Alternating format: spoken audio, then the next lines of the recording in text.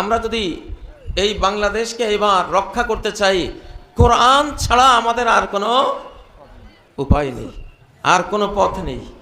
আছে অনেকে বলেন এই যে ভোট আসতেছে, গণতন্ত্র নাকি হারাম, গণতন্ত্র হারাম। আপনাদের এই এলাকাতে, এইসব এলাকাতে বেশি মনে হয় এই মশলাগুলি দেয়া হয়, ঠিক না? ও ভাইয়েরা,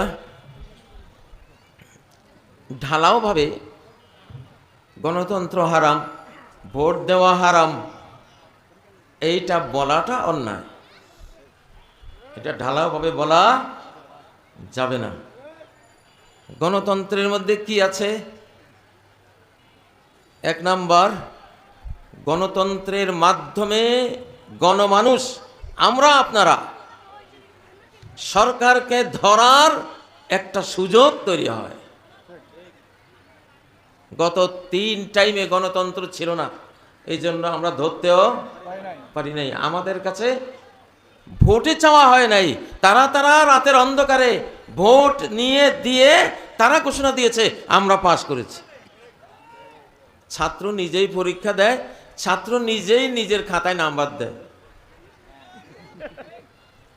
ঠিক না? এটা কি পরীক্ষা হলো? এটা কি? এটা জালিয়াত। এটা কি? এটা জালিয়াত।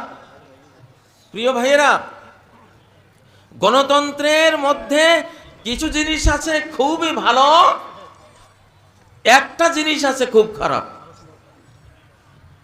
গণতন্ত্রের মধ্যে কিছু জিনিস আছে খুব ভালো, ভোটের মধ্যে কিছু জিনিস আছে খুব ভালো, একটা জিনিস আছে খারাপ।